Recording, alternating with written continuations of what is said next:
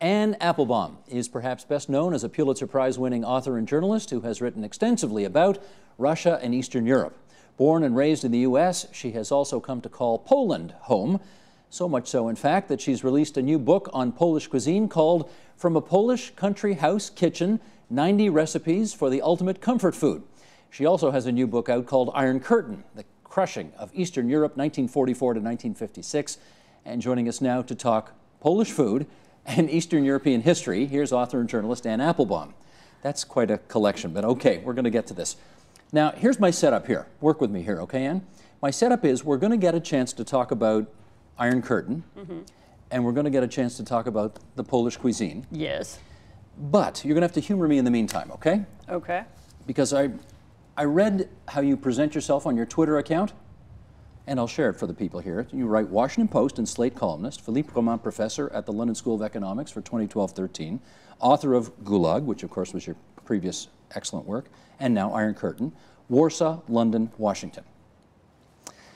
Conspicuous by its absence is not only the Polish cuisine book, but also the fact that you are the wife of Poland's foreign minister, which I guess you just forgot to mention or something like that.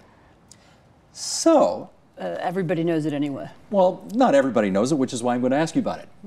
Radek Sikorski is your husband, and you met in 1989, I gather, in Berlin? We actually met in Warsaw, but we drove to Berlin together, yes. You did? We did. And was this kind of love at mutual rejoicing of communism downfall first sight? Oh, something like that. Yeah? Something like that. No, we were in Warsaw the day the wall fell, and we were in a kind of press center. Because as nobody now remembers, Helmut Kohl was in Warsaw that day. And as soon as the news came through, we all knew there was no more news story in Warsaw. Helmut Kohl flew back to Berlin. And so we decided to go too. You had to be there. I went with him, and I went with another Polish journalist. And how did you become interested, or had you already been interested in the fall of communism before that? Well, communism had fallen before that. It was in the process. So it was in the process of falling. No, I was interested in Soviet and East European history before that, yes. I studied Russian at university and then moved to Poland in end of '88, actually. Do you know where that original interest in Eastern Europe would have come from? I could give you a reason, but it wouldn't make that much sense anymore. You know, I was a pretentious teenager, and I liked long Russian novels. I mean, it was something to do with that. It was something to do with the Cold War, interest in the other culture and what was different. As a student, I spent a summer in Leningrad before Perestroika, so I had some sense of what the Soviet Union was, and it was fascinated me ever since. We're going to fast forward a couple of decades. Now you speak Polish. You've got a couple of Polish-speaking sons. Your husband, I gather, wanted to run for the nomination, the presidential nomination of his party, which you tell us, thankfully, he lost. Indeed. And how much of a relief is it to you that you are not Poland's first lady today? Well, I mean, it's not something I think about most of the time, but no, it's a great relief because if you know, I would be much harder for me to appear on this show probably, and that would be very sad for me. Well, you never know. You know, Michelle Obama's on TV all the time. She is. Yeah. I don't know if you know this. Do you know the mayor of Montreal's last name is Applebaum? I did not know that. Well, it just happened recently, actually. The previous mayor quit because he got into a corruption scandal, and so they decided to install a guy named Applebaum. And I only raise this because I wonder whether having Applebaum as a last name, being the first lady of Poland, would have been problematic for you. So far, it's not problematic. So no, I mean, I did, it's interesting, we were talking about this recently. When I got married, there was this discussion about whether I should change my name, just as there is everywhere. And I felt that to change my name to Sikorski would be not truth in advertising, because then I would be Anne Sikorski and I would sound like a Polish American, which I'm not. So I stuck to the old name and you know, that's it. History's over. So. Okay. Your roots aren't Polish, but they're... No, they're not at all. Actually, all my grandparents were born in the United States. And further back, there's a French link via New Orleans, and my father's family is from what was the Russian Empire when they left. But there's nobody I know of in my family spoke Polish. Is it more okay today to be Jewish, outwardly Jewish in Poland? I mean, it's, you know, yes, of course it's okay. There are many prominent Jews in Poland who play important political roles. There aren't that many of them, but I mean, there aren't that many Jews, but there are those who are there often are, I mean, they're newspaper editors and so on. No, it's not a problem is the answer. Okay. Your husband has been quite active in trying to persuade various websites and media operators to kind of not disseminate overtly anti-Semitic hate speech on the Polish internet. And you are, of course, an author and somebody who would presumably be very concerned about defending free speech and all of that. Anything inconsistent here that concerns you? No, I'm not sure I understand the question. No, it's not inconsistent at all. I mean, we have laws on hate speech in our society. We have laws on what you are and aren't allowed to say in print and in newspapers. So why shouldn't those laws apply to the internet? No, he's upset because of it. There's a level of comment and abuse on Polish websites that I think is unlike in other places. And it doesn't really, I mean, in part it was a concern about Polish presentation abroad. And I don't think, nobody thinks that it reflects Polish mainstream views or Polish public life, but it's very ugly. And so he has been campaigning to get rid of it. But I don't think that's so unique. Okay. You'll indulge me a couple of more questions on this and then we move on. Because you are married to whom you are married to, do you have to be careful when you write about Polish foreign affairs, particularly, let's say, Russian-Polish relations? I don't write about Polish foreign affairs. Yeah, you don't write about Poland very much. No. How come? It's because of him? Of course. I mean, also, it's, you know, Poland's fine. It doesn't need me to write about it. I mean, I write about Polish history, and there are other aspects of Polish life I can write about, but it's got its own good journalists, and it can keep on ticking over without me. So. Okay, and here's my segue now into, well, you do write about Poland a little bit, as in Polish cuisine, and here we are here. You've co-authored this with somebody who's well known in these parts, Danielle Crittenden. Indeed. David Frum's her husband. Did you like Polish food from the beginning? I did like Polish food from the beginning. Polish food is not what you think it's going to be, and Poland in general is not what you think it's going to be. My experience in having guests to Poland has always been that they are pleasantly surprised by what it looks like and what the food tastes like and what life is like there. And the Frums were our guests. I guess it was 3 or 4 years ago when they came to stay with us, and they were among those who were pleasantly surprised. And actually, Danielle at one point stood in my kitchen and said, "The Polish food revolution has happened, and we need to record it." And I said, "But I don't write cookbooks." And she said, "Don't worry about it. I'll write it," which of course not really what happened, but she was very persuasive. So in other words, the food tastes better and looks better than what we think it really is. Well, it's, you know, we have often in North America, we have the immigrant version, you know, it's food of poverty. It's not what people in Poland eat anymore. I mean, it's a little bit different. So yes, I think it's not quite the same. What's a Polish dish that we probably ought to know that we don't know today? Chłodnik. Gesundheit. I'm sorry, what did you say? Chłodnik is cold beetroot soup. And it's made with kind of yogurt or kefir and beets and fresh garden vegetables. And it is absolutely delicious. It's like gazpacho. It's a cold summer soup made from, and the same concept, made from things that are in season at one particular moment of the year. And I've never seen it outside of Poland. And it's really it's one of the great Polish summer dishes. Hard to imagine you couldn't get that in this city. I'm sure maybe you can. I haven't been to every Polish restaurant in the city. I hope to do so. You must do that before you leave. Indeed, yes. Every single Polish restaurant. Okay. You had enough talking cuisine? Should we talk Eastern Europe? Up to you. It's your program. Okay. Well, I say yes. Anybody who's under the age of, I'm going to say 30, probably has no firsthand recollection, significant recollection of the Cold War and communism. I'm guessing. And I wonder, when you are doing your campus stuff, whether you find an awareness of the Cold War and of communism among young people today. I mean, people know about it the way people in my generation know about Vietnam. I don't remember Vietnam either, but I have read books about it, and I've read novels about it, and I know there was an argument about it. And I don't have firsthand knowledge of it, but I can join a conversation about it and find it interesting, and I can read about it. And I think people find that about Eastern Europe and the history of the Cold War as well. I mean, it sounds strange to people of our age, but it's now a piece of history, and it can be analyzed as such. So they don't, I mean, they get it, but they don't get the horror of it. They clearly can't get the horror of it. Well, nor can they get the horror of World War II if they didn't live through it, or Vietnam. I mean, you lose over time. You lose the first-hand recollections. But and that's part of, in a way, what I wanted to restore in writing this book, was some sense of what life was like inside one of those systems, and what it, as I said, I saw it. I was in the Soviet Union in the '80s. I was in Poland actually also before the wall fell, and some other East European countries, so I have a sense of what it was like at the end, really. The period I'm writing about is earlier on, which is much more difficult. But I wanted to transmit that sense, the kind of difficult choices people had to make, and the kind of compromises that are demanded from you by a system like that. As the title suggests, you're picking up the story right near the end of World War II up until the 1956 invasion of Hungary. And I wonder whether you came to any conclusions about, between Hungary, Poland, and East Germany, which of these three were most pliable at that time? It's hard to talk about nations being pliable. I mean, certainly Poland had the biggest armed opposition, which lasted the longest. And then it had probably the most powerful underground opposition. East Germany had less of an opposition, but East Germany also was different because so many people left. You could leave, and so people did leave. Up until the time the wall was built in 1961, it was fairly easy. It got harder, actually, but you could walk over the border and still be in your own country and still be in Germany. So East Germany had this outlet the whole time, and many of the people who would have been dissidents or who would have organized opposition left the country. So I was sort of slightly unfair on East Germany to say that it had the smallest opposition, although I suppose that's the case. Did Stalin have a master plan in 1945?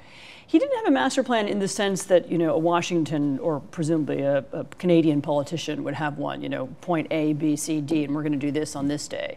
He had a sense of where he wanted to go, and he had the confidence given to him by his ideology that it would all work out in his favor eventually. And when the Red Army and the NKVD, the Soviet secret police, entered this region, there were certain things they put into place right away everywhere. There were certain institutions they took over immediately, regardless of whether or not they were sure in the end this was going to be one of their satellites. Can you give us an example of some of the ethical chaos that would have been prevalent during this time that you write about? Ethical chaos. When the Red Army comes into eastern Poland in 1944, who does it meet? It meets the Polish resistance. It meets, there's an armed resistance. They've been fighting in the woods for several years against the Germans. And many of those fighters, under orders from London, because the Polish government in exile was in London, make themselves known to the Red Army in the assumption that they're then going to fight their way to Berlin together. That doesn't happen. Instead, the Red Army meets them, disarms them, sends them to the east. Many of them end up in the labor camps.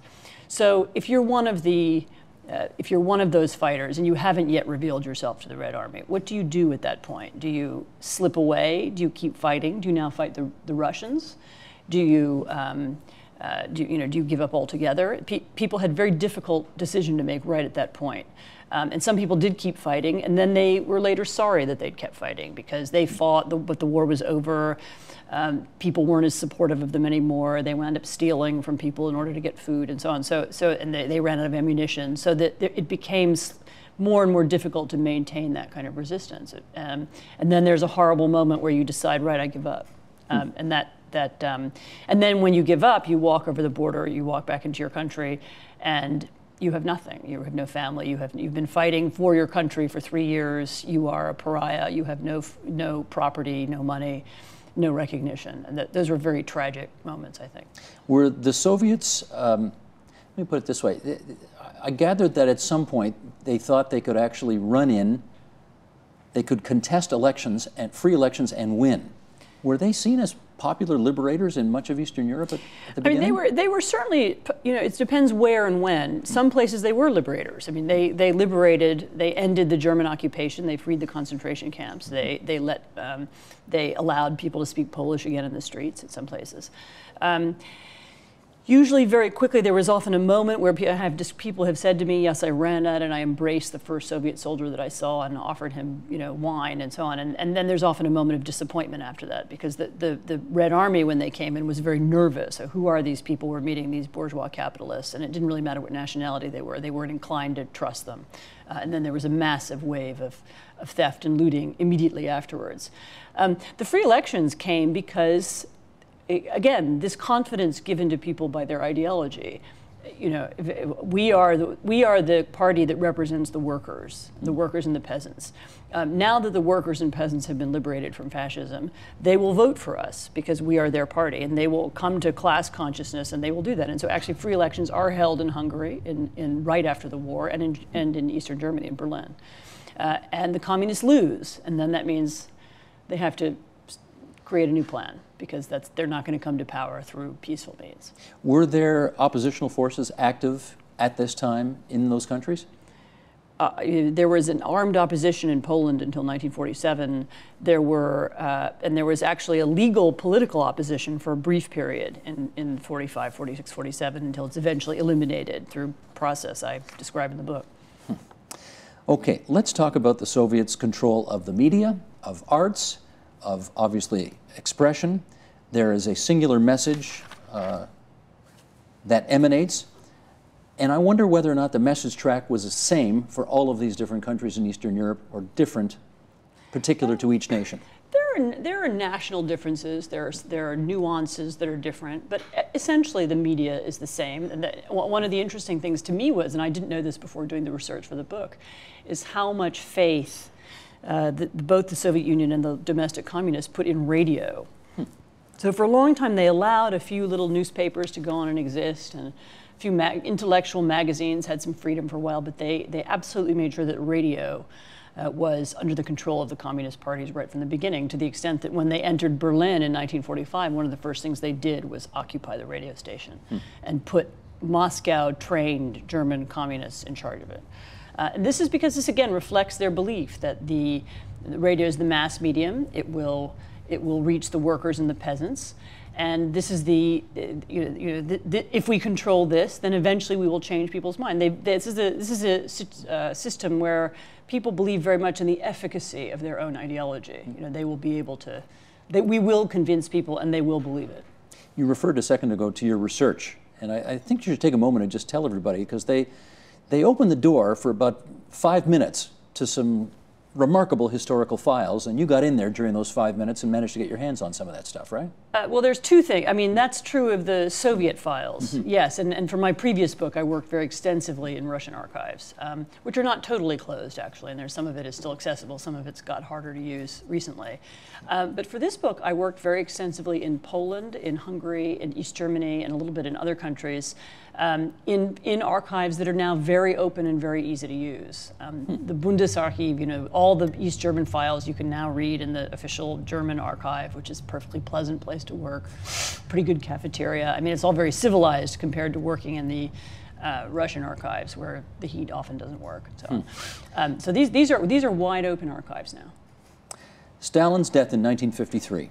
Is this the beginning of the end of the totalitarian grip of Eastern Europe? It's certainly a major moment of change. And one of the oddities of communism, and particularly as it was practiced in Eastern Europe, was that it never worked. It always failed, and there was crisis, one crisis after the next. The economy never went the way it was supposed to. People never supported the system the way they were supposed to, and in the early 50s. People, even in the secret police services in these countries, knew this, and they began saying, we have to make some changes. And so when Stalin died, there were some very dramatic changes made right away, sort of loosening things up very dramatically in East Germany. That came directly from Moscow, and also in Hungary and Poland. And of course, what happened was, as soon as you loosened it up, you had a massive explosion of opposition, and eventually you had the armed uprising, and you had strikes in East Berlin, and then the Hungarian Revolution. And it still took a few decades for it to breathe its last breath. And it still took, but after 1956, there's a different game played. All right, nobody supports us, or the majority doesn't support us. We're not going to win people over in the way that we originally thought. So we need to control the society in a different way. So yes, it's a much more uneven, and it begins to differentiate itself. The countries become quite different after 56. How do you, if you were again going to explain to some of those people who are 25 or 30 years old who don't have any firsthand memory of the Cold War, explain the appeal of totalitarianism to those young people today? How would you do that? I wouldn't say, it's not the appeal of totalitarianism, it's the appeal of communist rhetoric. that this is a system that's totally revolutionary, and remember, this is a part of the world that has been utterly destroyed by the war, and in which people have seen their societies collapse along with everything they believe in.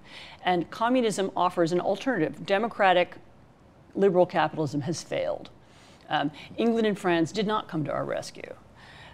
This is the victorious system. This is the system that defeated Hitler. It's a system that wants peace, it wants internationalism, it wants equality, it's going to create a better life for everybody, it's a special role for the workers and the peasants, and that had an appeal to people at that time. Except it was all a big lie.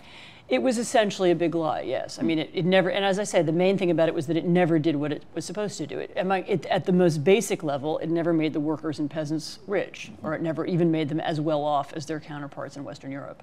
Do you think the lessons of communism have subsequently been learned by the whole world now? Well, I wish I could say yes. I mean, I think they've been learned in some ways. I do occasionally encounter people under 25 who would like very much to believe it again, and I'm aware there are others around who have the same nostalgia for that period. And then, of course, there's North Korea, which remains a full-fledged Stalinist state, very similar to the ones I describe in this book. If you were walking down the streets of New York or Washington, for example, and you saw somebody who was 20 years old, as I have seen, wearing a T-shirt with a hammer and sickle on it because they think that's kind of cool, do you stop and have a conversation with them? I no longer take this kind of, I probably would have done 10 years ago. I no longer take it seriously. However, I would point out that my son had said, one of his friends had a Che Guevara poster in his room, and he berated his friend and said, "You didn't know who Che Guevara was or what he did." So maybe you have to be, if you have the energy of somebody who's younger and you are annoyed by it, then yes, you probably would do it. This is a longish question, so sit back. It's going to take a bit of setup here. Yes, have a sip of water. David Frum, your co-author's husband, a personal friend of yours, mentions in a post about your book that the two of you have played a game talking about the people that you know in common, and the game is, let's guess, who would have been a dissident and who would have, yes, been a collaborator. And I'm not going to ask you to name names, but I wonder, is there any reason to believe that contemporary Americans or contemporary Canadians or contemporary Brits would have done any better on the bravery scale in fighting this awful evil than the people you write about 60, 70 years did? I think in almost any society you look at, you have a spectrum. You have some people who are really vile and behave incredibly badly, let's say under a foreign occupation. You have some people who are real heroes and they defy the occupying power and they are very brave. And then you have this very large group of people in the middle who aren't especially political, who want to get on with their lives and who have sick mothers, or they have children who they want to have study at university, or they have a cousin who was just arrested and who everybody's desperately looking for, and nobody knows where he is. And you have most people who want to find a way to live their lives and get through it. And if you have to make little compromises in order to get through it, you probably will. And if you look at almost any society where there was an occupation or where there was this kind of regime installed, that's what you find. And I find it hard to imagine that it would be any different. I mean, it's hard almost to say that because you then have to reimagine the world and what would the world look like if it was possible to occupy Britain, France, and Canada with a totalitarian regime. But that would then be a different world than the one we currently live in. But that's not that encouraging an answer, if you don't mind my saying, right? I mean, in a way, the book is an attempt to be sympathetic to those people. There is the people in that period had to make very bad choices. They had to decide, am I going to be brave and stay in the woods and watch as all of my support gradually dribbles away, or I'm going to go and rejoin society, and that means that occasionally I might have to march in a May Day parade or wave a flag, even though I know this is a bad system, but I can't stay out here forever. So people have bad choices, and they aren't able to make, for us it's very easy to say, well, I would do this or I would do that, but we're not in that position. We don't have bad choices, we have good choices. We have easy decisions to make by comparison to that. And so I feel sympathy for people who had to live in those kinds of systems. Given your obvious fascination for that part of the world and this time in history, Is there a part of you that wishes that you were there when this happened? Oh, I don't know if I'd want to be there. I mean, there are things I wish I could see, and I wish I could know what it was really like to be there. But, do I wish I lived in Poland in 1947? No, I don't think so. Many in Eastern Europe today have fond memories of the communist past. And in Russia, I think the polls show 30% think of Stalin as a positive figure. In which country? In Russia. Some years ago, a survey by Der Spiegel found that about a quarter of East Germans wanted the wall back up. Explain. Those are two very different places. In East Germany, there's a certain amount of nostalgia for East Germany. In other words, it was a separate country, it had its own identity, and that's disappeared. And so people miss East Germany the way you would miss Toronto if it vanished and was renamed and became absorbed into a different country. If it became absorbed into the United States, you might feel nostalgia for Canadian Toronto. And there's some element of that in contemporary East Germany. Really? Well, I don't know. I'm just guessing. I'm just guessing. Only if every time I wanted to leave Toronto, they shot me in the back while I was trying to climb the wall to get out of Toronto. Right. Well, anyway, there is nostalgia for that period. In Russia, there's a slightly different phenomenon, which is that in Russia there has been very little teaching and very little discussion of this period. Well, this period and the earlier period in the Soviet Union, the sort of Stalinist period. And most people have been taught to think of Stalin as a hero. He won the war, or he expanded our power. And there's very little public discussion of the Gulag or of the crimes of Stalinism and so on. I think that's actually directly responsible for that statistic, which incidentally has gone up. If you'd asked the same question at the end of the 1980s, you wouldn't have had nearly that high a number. The crushing of Eastern Europe, 1944 to 1956, and lest we forget, from a Polish country house kitchen, 90 recipes for the ultimate comfort food. You are a very eclectic writer, Anne Applebaum. Thank you for spending some time with us at TVO tonight. Support Ontario's public television. Donate at tvo.org.